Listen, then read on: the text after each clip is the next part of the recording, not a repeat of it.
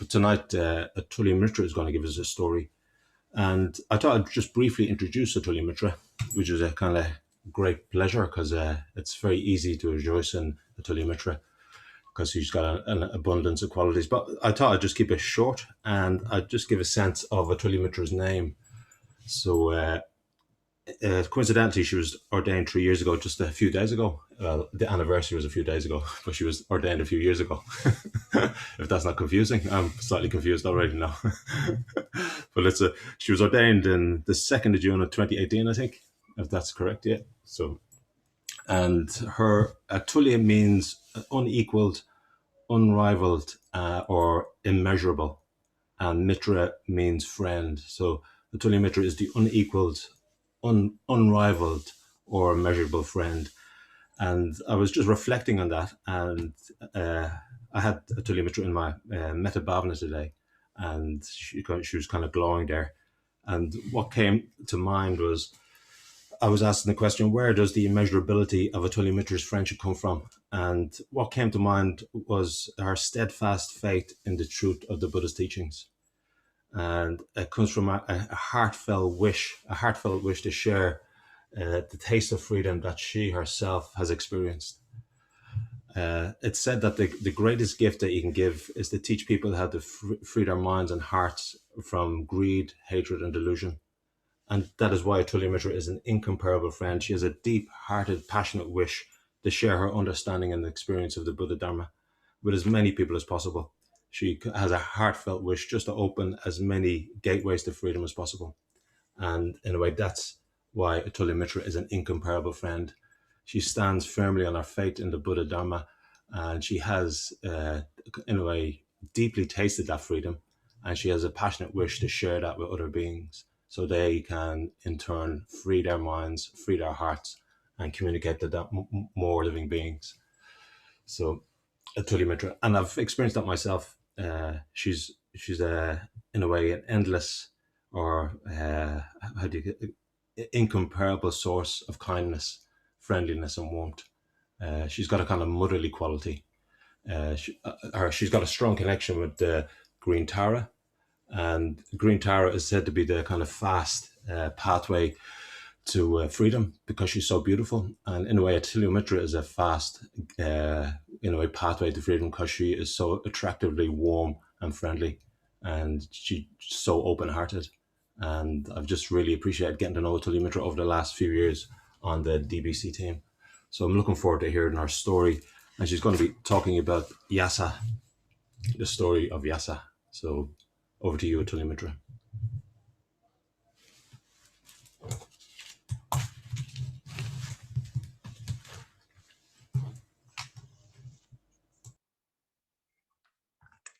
Well, thank you for those beautiful words, Pavra. Yeah. Thank you for highlighting how transformative I have found the Buddha Dharma. Those of you who know me know how important the Satipatthana Sutta is, the teaching on the 4 foundations of mindfulness, which is pretty much the first thing or the first course that many of us do when we come to the center. We learn mindfulness.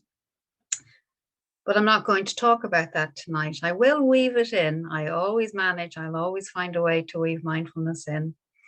I'm actually going to, as Pavra says, talk about Yasa. And some of you will recognize the story. But I'm going to, shall we say, perhaps embellish it a little bit and use some poetic license.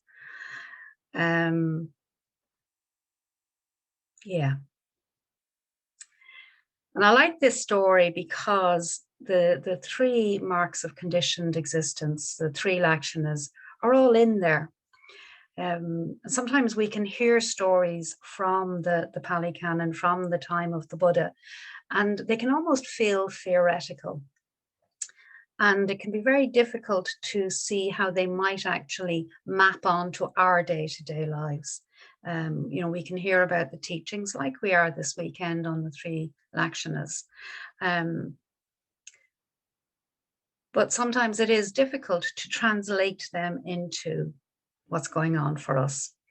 And that's why I like the story of Yasa. So without further ado, we'll get to meet him. So I want you just to cast your mind back. I sometimes like to imagine that I'm back in the day of the Buddha. I like to imagine, I always imagine myself actually in female form. So usually a bhikkhuni, which would be a female follower of the Buddha.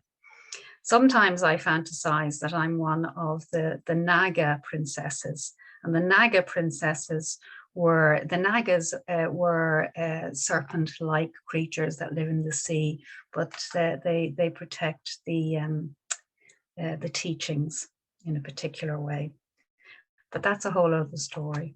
I just like to imagine that I'm back there. So I don't know how you might imagine yourself back with the Buddha, wandering across India, going to the various groves, the Jeta Grove, the mango groves, the deer park,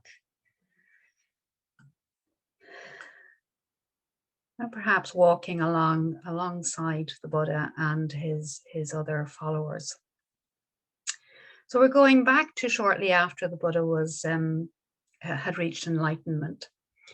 And at this stage, there were about 6 enlightened beings in total. And word had started to get out that something was happening. So a little bit like what Jnanadhara was talking about this morning, he was saying about Wellington, wasn't it? Where he was watching the beauty of the sunset, but he was also seeing the busyness of life in Wellington, sort of humans doing what humans do on a daily basis. So if we go back now into India, back 2,500 years, and it's evening time, and we've come to a town called Varanasi, and there's a family home there. And it's a very beautiful home because it belongs to a rich merchant and his family. And in this home, there is a young man and his wife, his mother, his father, and of course, all of the entourage that would do all the cooking and cleaning and whatnot. The young man's name is Yasa, and he's a wee bit of a party animal.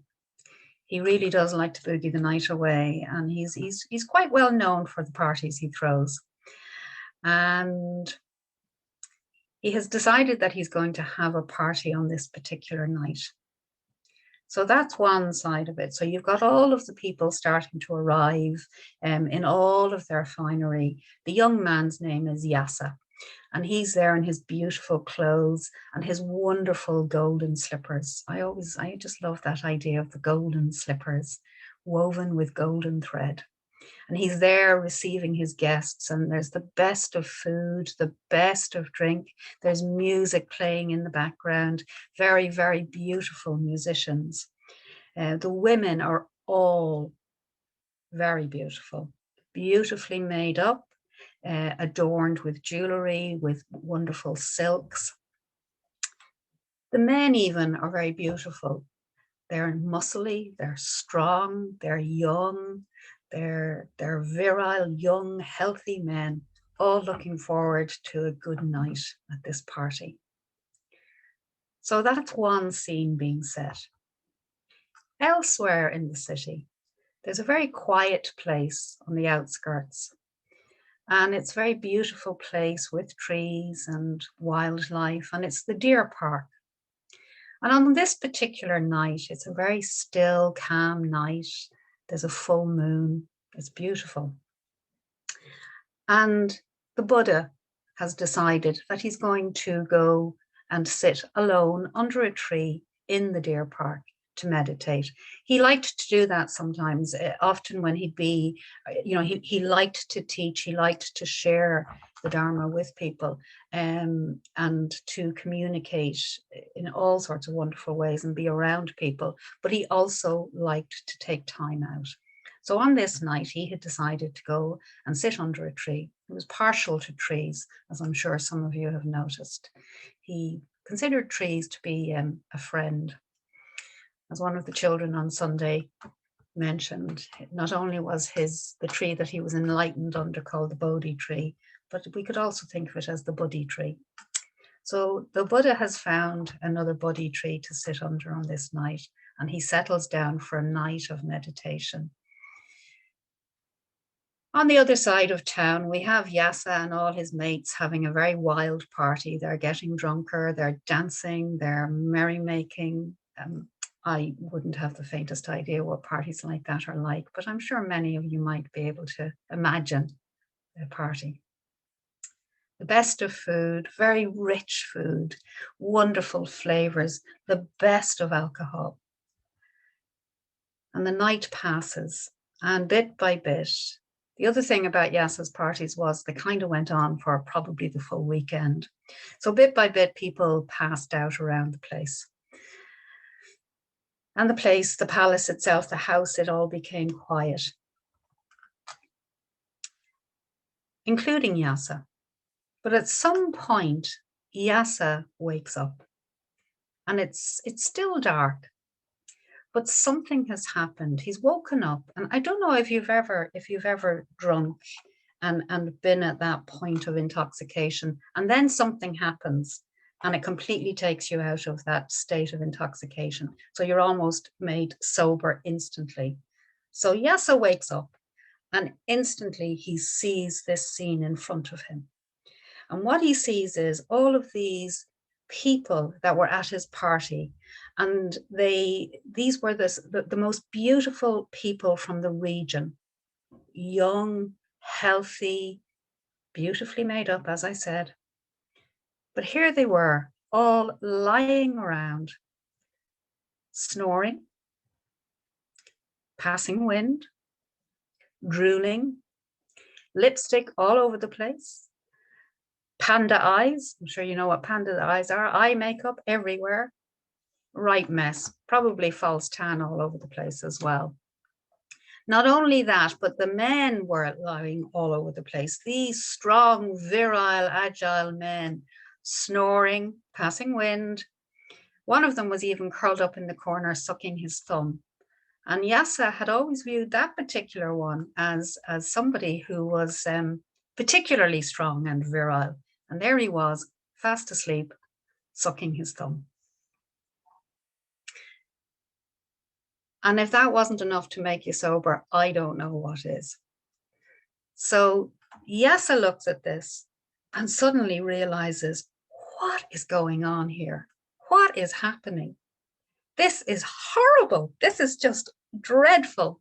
And in that moment, something happened for him. Not only did he see this scene of carnage in front of him, but what he also saw was he saw a truth in it. And I'm sure you can all sense or have an idea of what the truth was. He saw that these beautiful beings, as he saw them, as he viewed them, were not these fixed, perfect beings all the time. Even while they were still young and beautiful, they had the capacity to look far from beautiful when all of the trappings of makeup and silks and everything were gone. And all of the niceties were far away. And what that also did for him was it made him see for a moment that not only were they drooling because they were still intoxicated and fast asleep, but it was a picture, it was a view of what the future held. These people who were so wonderfully young and healthy and agile and virile were all going to become like the old people that they generally liked to ignore. I've reached the age where when I go out for a walk, all of the young, beautiful, hip and groovy people ignore me. I like to say hello to them. So all of a sudden, he realized that he was going to become one of these, and everybody in the room was going to turn into this. And what happened for him at that moment was, did he become enlightened? No. Like what would probably happen for a lot of us in that moment. He panicked. He became afraid. He saw the reality of sickness, old age, and death. And like so many of us, what he did with that was he became terrified. He became terrified of what we know to be true. And of course, when we become frightened, we often flee. And that's exactly what Yasa did. He took off. He left the house, he left the compound, and he went off into the town, and he just kept walking through the darkness. He had no idea where he was going. He was absolutely distraught. He was suffering in a way he had never known suffering before. He couldn't get these images out of his head. He couldn't get these thoughts out of his head, and he couldn't imagine that this mental state that he was in would ever end. This was it. He was going to go mad. So he was muttering to himself, and he was wandering around the town, and he was just lost. Going back to the deer park, the Buddha, of course, is sitting very peacefully under the tree. I don't know, he was probably in the fourth jhana at that stage, so he was very absorbed doing what he did when he would meditate. And as he did, he began to become aware that Yasa was coming. Because, of course, when you're enlightened, apparently, you have all sorts of wonderful senses. So he had a sense that Yasa was coming. And he also had a sense of the ability and the capacity and the potential that was in Yasa. So Yasa is wandering around the place, and eventually he finds himself at the entrance of the deer park. And he looks at these beautiful trees and this peaceful place. And there's something about the tranquility of this place. And so he decides that he's going to go in. He's going to go in here because perhaps in this place, he will find refuge from these terrible thoughts and these images that he thinks he'll never be able to wipe from his mind. He's wandering through the deer park, and the Buddha at this stage is aware that he's coming. So he's waiting for him. And then a point comes where Yasa sees this man, this monk, this bhikkhu, sitting in tatty robes under a tree, cross-legged, very calm, very tranquil. And this man beckons to him. And there's something about the man that makes Yasa, there's part of, he's everything that Yasa would normally have avoided. He wouldn't have had time for somebody like this. But there was something about the peace and the tranquility that was radiating from this man sitting under the tree. There was something about the kindness in his face as he beckoned to him to come and to sit with him. And Yasa was still muttering to himself, and he was saying, "Oh, it's so horrible. It's so terrible. This is just awful. This is just awful." And the Buddha says, come sit with me. Come sit with me. What ails you? What's happening? And Yasa explains what's happened. And the Buddha says, "I can help you with this. I can teach you something. And I can show you the way to happiness, to peace, to tranquility, if you're willing to sit with me and to listen." And Yasa wasn't sure at first. He was a wee bit, uncertain, because he was still in such a heightened state of just turmoil. And he was going, "I don't know. I just don't know what I'm going to do. It was just so horrible. These images will never leave." And the Buddha said, "Well, hold on a wee minute. Just hold on. Let's just take a step back. Let's just take a breath and have a look at what happened. Perhaps we can see it from another perspective, from a different point of view." And he said, you saw something this morning. You saw these people who you usually looked at in a particular way. You had a perception of them, but you saw through that today. And you saw that actually they're not always looking like that. They don't always look perfectly turned out, that they have all of these other sides to them. So you were having an insight. You were seeing a truth. And is that something to be afraid of? Well, you can choose to be afraid of it. Or you can choose to let it show you the way to freedom. Because for everything that is pleasant and we become frightened by, when we realize it's going to end and we try to hold on to it and we try to not let it change, that sense of impermanence, of changingness, is also happening for everything that's unpleasant. So right now you think this horrible, unpleasant experience of the images and the thoughts is never going to end, but it will end too. And so Yasa went, oh, yeah, that makes sense. That makes sense. Because he'd already seen that change in his friends.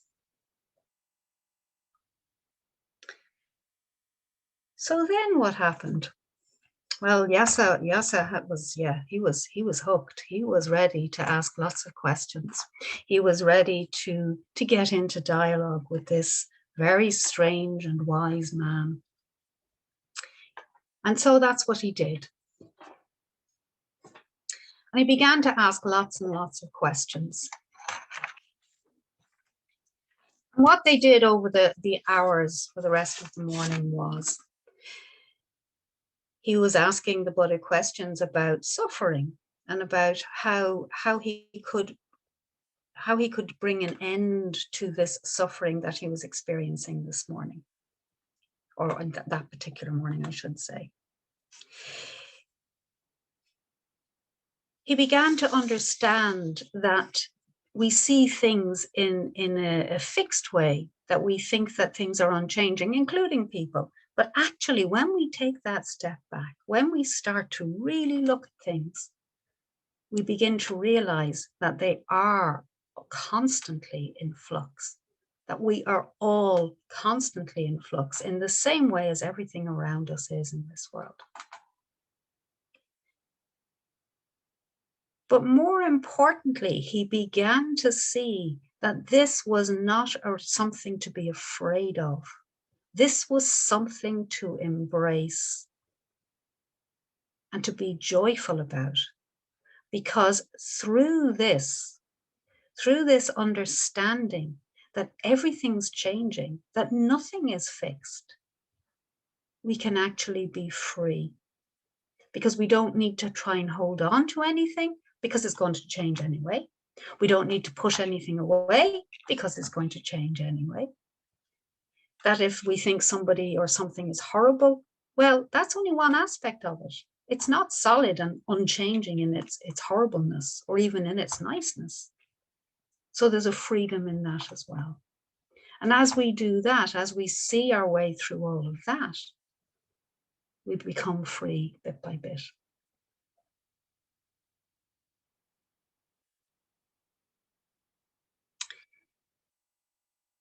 So Yasa was bit by bit, step by step, thought by thought, moving toward freedom. He had begun to change how he saw things. He had begun to look at things with insight. And he began to see the truth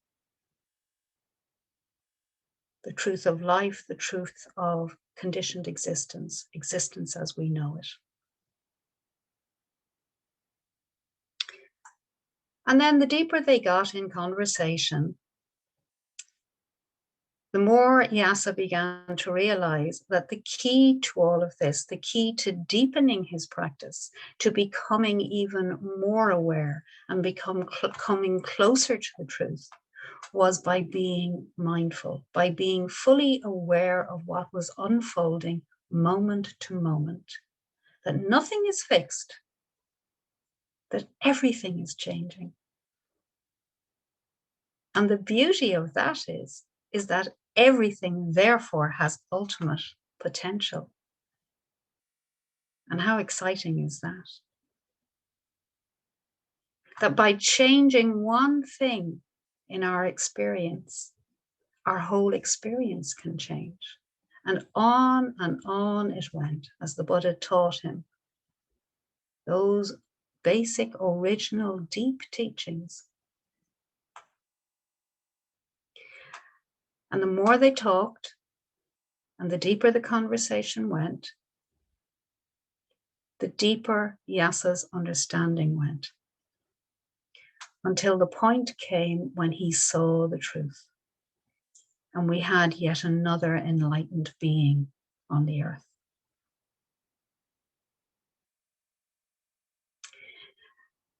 And there's a whole other part to this story. And that's about his mum and his dad and the search party that was sent out, and how his dad met the Buddha as well, and how the dad wanted to take Yasa home. But that's a story for another night. We're not going to go there tonight. You'll just have to wait for another retreat for that story.